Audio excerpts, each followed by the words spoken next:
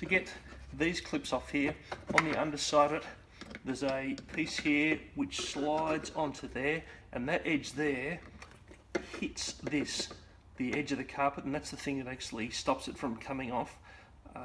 So what you got to do is get in and actually with a screwdriver underneath there, push it in to get it clear of that, which will allow it to slide inwards. So normally it's not going to come. You want to get your screwdriver in there like that to allow it to come free. So to remove the lining of the froot or frunk, whatever you want to call it, we need to move those two pieces just here, which hold onto the emergency triangle. You're going to remove the tie kit and the tool kit. Just grab hold of the seal. It normally has a little bit of something that's actually made it sticky. You can just remove all of that and just pull that out.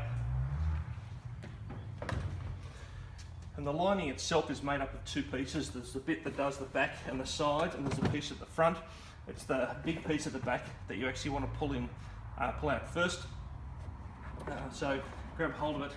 Generally start from the left. Be careful of the pieces in here. You don't rip those out and break those. You're going to pull it clear and sort of fold it towards the centre. On the right hand side, just be careful. There's the light, so you can, once you get your finger, you can actually put your finger in there and sort of push it out, and then disconnect the light. And then again, you can sort of pull it inwards. And then once it's pulled inwards, you can sort of rotate in there, and then from the back like that, you can just rotate that whole thing out. Then the piece at the front will just come straight out. Once you remove the lining at the front here, the connection point I've used are these two 6mm threaded shafts that come out here. I've just made a piece like this, which just fits over the top of it, and then I'm just connecting that with a couple of standard nylock nuts so it doesn't come off. And then I'm actually going to put the lining over the top of that and then screw through that to the piece that's actually going to be the divider. This piece here is about 25mm thick in total. However, to actually be able to connect the pieces, you will need to drill down with some sort of spade bit. So the bit that you're actually screwing to is only about 10mm thick, because the shaft itself is only about 20mm long. To connect it through the liner, I've just poked 3 holes here. When they're actually normally sitting like that, if you remove the whole thing, you can't actually see those. I've just used a screwdriver to poke some holes through. I'm now going to line up with holes on the inside here that I've drilled into that I can actually attach another piece to on the outside.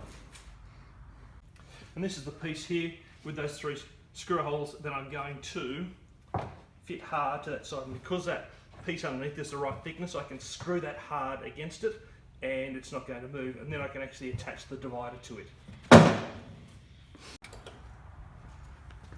When you're putting the liner back in, put the front piece in first.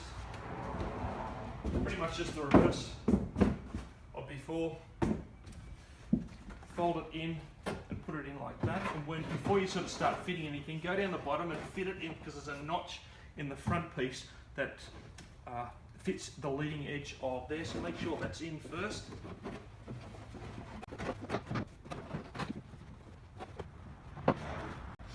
And then once that's in the right place, put it at the back,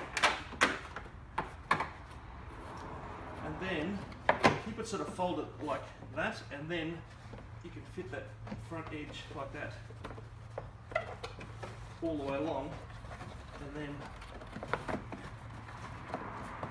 you lift it up over those pieces here on the side.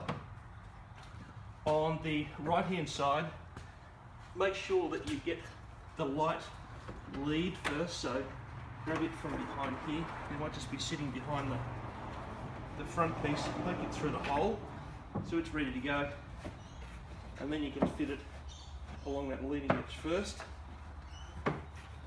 and then you can lift it up over the mounting piece on the inside here and put it in place.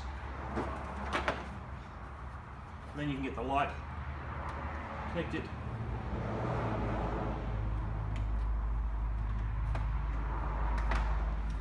and push it in. And then all the other things are just the reverse of what you did before. So the piece I've made for the inside that everything is going to connect to is just another piece of marine ply with 3 screws that go through the liner and into that piece that we bolted to the inside. This is the piece that I've made. It's actually going to do the dividing.